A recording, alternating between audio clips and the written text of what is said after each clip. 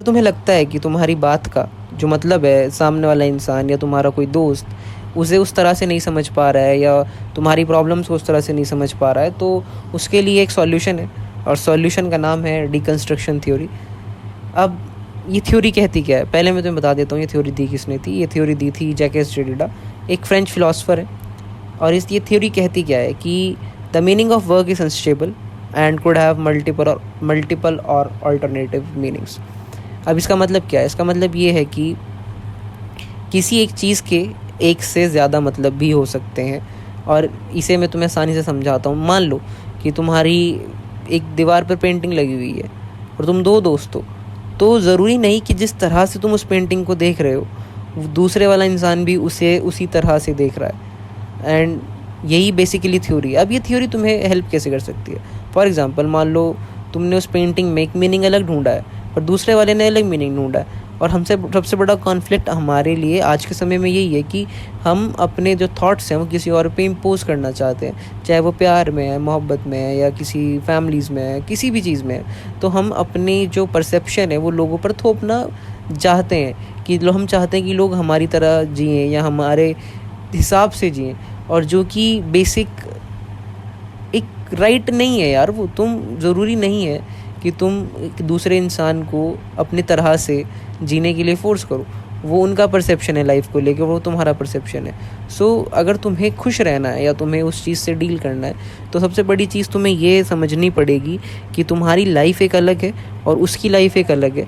तुम्हें जो लाइफ में वो जो मीनिंग है तुम ढूंढ रहे हो वो तुम्हारे लिए डिफरेंट होगा, और जो दूसरा इंसान है वो उसके लिए वो एक अलग डिफरेंट होगा। मान लो किसी इंसान को राइटर बनना है, तो उसकी जो लाइफ का मीनिंग है वो बेसिकली राइटिंग के अकॉर्डिंग ही होगा, या वो एक करियर जो उसका पाथ है वो राइटिंग के हिसाब से चलेगा। उसकी एंड डेस्टिनेशन राइटिंग है।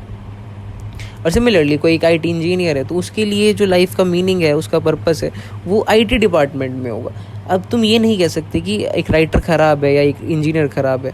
वो एक अलग सब्जेक्टिव थिंग है कि तुम्हारी जो चॉइसेस हैं वो तुम्हें गलत साबित नहीं होने देती हैं, जस्ट कि वो चीज़ तुम्हारा परसेप्शन है।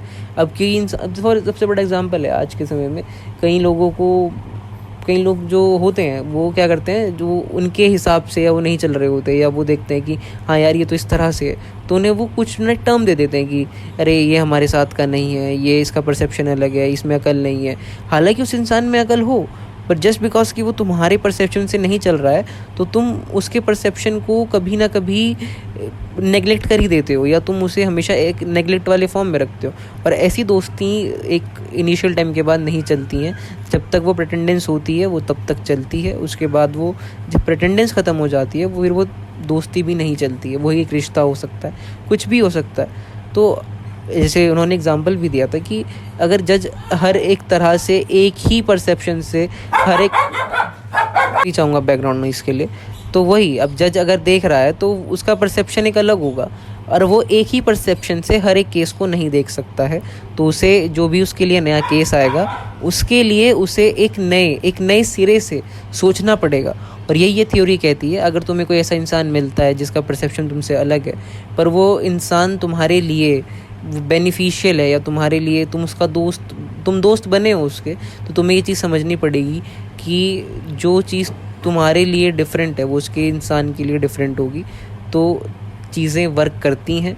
तो तुम ये एक नेचुरल अपने आप को एक आश्वासन, या अपने आप को एक अप्रोच दो कि दूसरा इंसान भी किसी एक चीज़ का दूसरा मतलब निकाल सकते हैं, और उस मतलब को तुम एक्सेप्ट करो कि हाँ ये इसका इंसान का मतलब है। और वो चीज़ तुम समझ में आएगी जब तुम ये चीज़ अपनी लाइफ में डेली इम्प्लीमेंट करोगे। तो थ्योरी तुम्हें समझ में आ गई होगी। अच्छी लगे तो लाइक कर देना, वो मर्ज़ी है तुम्हारी, तुम्हें अच्छी भी लगे, तुम्हें लाइक नहीं करनी है, बस तुम्हें ये मेन है कि तुम इम्प्लीमेंट कर रहे हो अपने लाइफ में, जिससे कि तुम्हारी चीज़ें ख़राब ना हो। सो यही है थ्योरी कि एक चीज़ के एक से ज़्यादा मीनिंग हो सकते हैं, और कोशिश करो कि उस दूसरे मीनिंग को भी तुम समझ लो, जिससे कि चीज़ें तुम्हें कभी वो हर्ट ना हो कि तुम्हारे अंदर एक सुपीरियर फीलिंग आ जाए, तुम्हारे अंदर एक इन्फीरियर फीलिंग आ जाए। क्योंकि मोस्ट ऑफ द टाइम ये होता है कि हम किसी इंसान को देखते हैं, लुकअप करते हैं कि हाँ यार ये अपनी ज़िंदगी किस हिसाब से जी रहा है, अपने किस हिसाब से इसका परसेप्शन है, तो हम उस परसेप्शन को करना शुरू कर देते हैं, हम उस इंसान को फॉलो करना शुरू कर देते हैं, जिसकी वजह से हम अपनी आइडेंटिटी खो देते हैं। तो मैं चाहूँगा कि तुम अपनी आइडेंटिटी ना खो और अपना परसेप्शन को स्ट्रॉन्ग मान के और अपने परसेप्शन को एक इज्जत दे के तुम चीज़ें मैनेज करो। Thank you. इसका एक बहुत अच्छा एग्जांपल ये हो सकता है कि अगर मान लो तुम्हारा कोई फ्रेंड है, तो ज़रूरी नहीं कि जो उसके माइंड में चल रहा है वो तुम्हें बहुत अच्छे से पता है, या जो तुम्हारे माइंड में चल रहा है वो तुम्हें उसे बताना है, तो तुम उसे उस लेवल से या उस लेवल की अंडरस्टैंडिंग तुम नहीं बता पाओगे उस इंसान को कि जो कि तुम्हारे एक पर्सनल लेवल पर होगी। सी तुम एक सर्टेन लेवल तक एक परसेप्शन मैच कर सकते हो, बट जो तुम्हारी एक मीनिंग है उस चीज़ को लेके वो हमेशा तुम्हारा यूनिक मीनिंग ही रहेगा।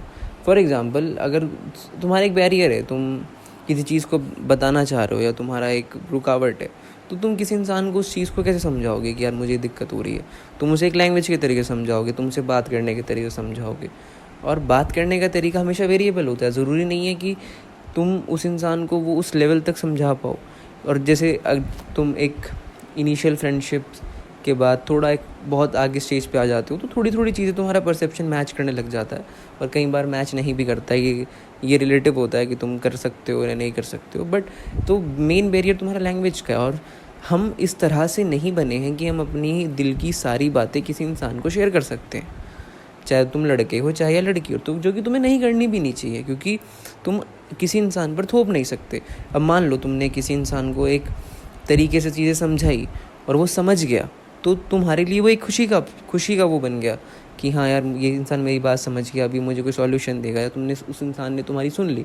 बट अगर वो नहीं समझ पाता है, तो तुम्हारे लिए एक प्रॉब्लम ये हो जाती है कि तुमने अब अपना परसेप्शन तो बता दिया। अब वो इंसान जब अपना पॉइंट ऑफ व्यू समझाएगा, तो तुम्हारे लिए प्रॉब्लम ये होगी कि तुम उस इंसान को उस लेवल पे नहीं समझ पाओगे, और तुम उस इंसान को कहीं ना कहीं गलत कहने लगोगे। जैसे किसी रिश्ते में होता है, जब तुम जैसे ये थ्योरी बनी थी, ये थ्योरी बेसिकली वेस्टर्न फिलॉसफीज़ का एंटागोनिस्ट ही थी, क्योंकि वेस्टर्न फिलॉसफी जैसे प्लेटोज वगैरह हो गए, इन्होंने एक इम्पोज करना शुरू कर दिया था कि इसका मीनिंग ये है। पर फिर जो तुम्हारे ये फ्रेंच फिलॉसफर आए, इसने ये चीज़ समझाई कि नहीं, हर चीज़ का ज़रूरी मतलब ये नहीं है कि, तो बेसिकली ये इसीलिए ही बनाई गई थी क्योंकि उन्होंने इम्पोज कर दिया था कि इस चीज़ों का मीनिंग ये हो सकता है। तो पर इन्होंने ये चीज़ कही थी कि नहीं, एक चीज़ के दो मतलब भी हो सकते हैं। तो वही चीज़, जब तुम किसी इंसान से एक अपनी पर्सनल लेवल पर शेयर चीज़ें कर देते हो, तो तुम कहीं ना कहीं उम्मीद करते हो कि वो मेरी चीज़ें समझे। तो और हम मेनली, तुम नहीं है, मेनली हम इस तरह से बने हुए हैं कि हमें अपनी चीज़ों की वैलिडेशंस बहुत ज़्यादा चाहिए होती है। जैसे कोई बच्चा अपने बाप से कोई चीज़ शेयर कर रहा है, अपने पापा से कोई चीज़ें शेयर कर रहा है, तो वो चीज़ें शेयर कर रहा है, कहीं ना कहीं उसके मन में ये चीज़ रहती है कि वो वैलिडेशन उसे अपने पापा से मिल जाए। और जैसे जो बहुत अच्छे एक थोड़ा अच्छी फैमिली होती है, वहाँ पर ये चीज़ें थोड़ी होती हैं कि माँ बाप समझ जाते हैं बच्चों को। पर जो एक मिडिल क्लास फैमिली हो जाती है, तुम एक लोअर मिडिल क्लास फैमिली में हो जाते हो, तो उनकी जो एक अपब्रिंगिंग होती है वो कभी उस पॉइंट ऑफ व्यू से नहीं बदली है, क्योंकि उनका एक पॉइंट ऑफ व्यू लाइफ को लेके अलग है और तुम्हारा एक पॉइंट ऑफ व्यू लाइफ को लेके अलग है। अब यही चीज़ तुम्हारे क्रिटिसिज्म का पार्ट बनती है। फॉर एग्जांपल, जैसे तुम्हारे माँ बाप ने हमेशा एक चीज़ देखी है, हमारे माँ बाप ने एक चीज़ देखी है कि उनके लिए सक्सेस क्या है। उनके लिए सक्सेस ये है कि तुम एक जॉब पालो, या तुम एक नॉर्मल CHE IIT या नीट मेडिकल कॉलेज या कोई भी एक बड़े से कॉलेज में चले जाओ, उसके बाद तुम एक अच्छी जॉब करो, उसके बाद तुम एक अच्छी वाइफ पाओ।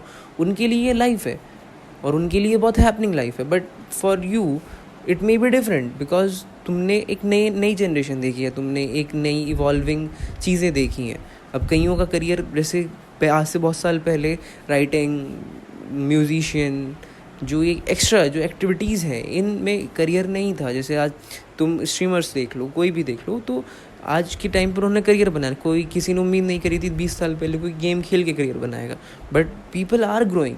सो अब तुम तुम्हें इस थ्योरी को समझने के लिए, अब तुम किसी 90s के इंसान से पूछोगे तो उन्हें ये शिटी लगेगी, उन्हें लगेगा कि यार क्या चीज़ें हैं ये, इनका कोई मतलब नहीं है, तुम ये पागल हो गई, ये बच्चे पागल हो गए हैं, बच्चे कुछ भी कर रहे हैं, बच्चे एक अपने पास से बिगड़ गए, तो उन्होंने बच्चों को गलत साबित कर दिया। अब ये चीज़ तुम अपने बच्चों से किसी एक अपने साथ वालों से पूछोगे तो वो माँ बाप को गलत बताएंगे। So that's the main problem. अब हमें ये जो थ्योरी है, ये थ्योरी सेल्फ एक एक्सेप्टेंस की थ्योरी है। ये मेरा ही मानना है कि देखो अब यही चीज़ है। अब मेरा ये मानना है कि ये थ्योरी एक्सेप्टेंस की है, पर तुम्हारे लिए ये थ्योरी डिफरेंट भी हो सकती है। तो वही चीज़, अब किसी इंसान को वो जो एक्सेप्टेंस वाला फैक्टर है, अगर मान ले कि बाप अपने बेटे की परसेप्शन को समझ ले, उसके पॉइंट ऑफ व्यू को समझ ले, तो they may lead a happy life. And number of suicides जो बढ़ रही हैं आज के टाइम में, वो इसी वजह से बढ़ रही है, क्योंकि बच्चा कुछ और करना चाहता है, बाप कुछ और करवाना चाहता है, घर वाले कुछ और कराना चाहते हैं। तो यही चीज़ है। सिमिलरली ये जो सारे पॉइंट्स हैं, ये हर एक उसमें लगते हैं, हर एक, तुम कह सकते हो कि हर एक पॉइंट ऑफ लाइफ में लगते हैं। तो मेरा यही कहना है कि हमारे इस थ्योरी का मेन पर्पस यही है, एक्सेप्टेंस। क्योंकि तुम अपनी दिल की बात या किसी चीज़ को तुम अच्छे से नहीं समझा सकते किसी इंसान को, और यही चीज़ है, तुम एक लेवल पर आ सकते हो, पर तुम हमारी बातें हमेशा तुम्हारी ही रहेंगी, तुम्हारा मीनिंग उस चीज़ को लेके तुम्हारा ही रहेगा। तो तुम दूसरों को क्रिटिसाइज़ ना करके कि उनका उस चीज़ को लेके मीनिंग अलग क्यों है और तुम्हारा अलग क्यों है, तुम अपने वाले को एक्सेप्ट करो और दूसरे वाले को भी एक बेनिफिट ऑफ डाउट दो कि हाँ, उसका भी परसेप्शन गलत नहीं हो सकता। अब मान लो बच्चा ये सोचने लग जाए कि यार मेरे पापा भी कहीं ना कहीं गलत नहीं है, उनके हिसाब से वो लाइफ है। बट अगर तुम साथ बैठ के अपने घर वालों को समझाओ, तुम अपना वो एक शेयरिंग वाला, या तुम उस चीज़ की मीनिंग को, तुम अपना मीनिंग समझाओ, वो अपना मीनिंग समझाए, अगर वो कम्युनिकेशन हो तो चीज़ें बदल सकती हैं। अब वो हर चीज़ में बदल सकती हैं, रिलेशनशिप में, तुम्हारी वर्क लाइफ में, ये हर चीज़ में बदल सकती हैं। तो फोकस करो कि तुम जो तुम्हारी दोस्ती होनी है, क्योंकि अभी तो बहुत ज़िंदगी पड़ी है, दोस्ती होनी है या बहुत चीज़ें बनी है, तो तुम किसी अच्छे दोस्त को या अच्छे फैमिली मेम्बर को या किसी भी जो तुम्हारे दिल के करीब है, उन लोगों को ना खो, सिर्फ एक बेनिफिट ऑफ डाउट ना देने की वजह से, जस्ट कि तुम अपनी मीनिंग को उन पर थोपना चाहते हो। तो किसी पर चीज़ें थोपी नहीं जाती हैं, तुम थोपना चाहते भी हो तो तुम थोप नहीं सकते हो इन चीज़ों को। एट द एंड उनके लिए वो चीज़ें अलग हो सकती हैं। किसी इंसान के लिए करियर मजाक भी हो सकता है और किसी इंसान के लिए करियर बहुत बड़ा पॉइंट भी हो सकता है। किसी के लिए रिश्ते मजाक होते हैं, किसी के लिए रिश्ते मजाक नहीं होते हैं। तो यही होता है, जो बहुत सीरियस इंसान होते हैं, जैसे तुम किसी को मजाक में मोटा बोल देते हो, कोई इंसान मजाक में ले जाता है, कोई इंसान सीरियस हो जाता है, कई इंसान मजाक नहीं सह पाते। फॉर एग्ज़ाम्पल तुम मुझे अगर बुली करोगे तो मुझे कोई फ़र्क नहीं पड़ेगा इतना ज़्यादा, बट सिमिलरली मेरा एक फ्रेंड है, तुम उसे बुली करोगे, तुम उसे एक चीज़ कहोगे तो वो नहीं सहन कर पाएगा और वो चीज़ मुझे बुरी लगेगी, क्योंकि वो सेंसिटिव है इस चीज़ को लेके और उसके लिए वो चीज़ों का मीनिंग अलग है। अगर तुम मुझे आज ये कहोगे कि यार तेरी क्या बेकार वीडियोस होती है, मैं कहूँगा कि ठीक है मत देख, ऑब्वियसली मैं ज़्यादा तुम्हें मैं तुम्हें नहीं कहूँगा।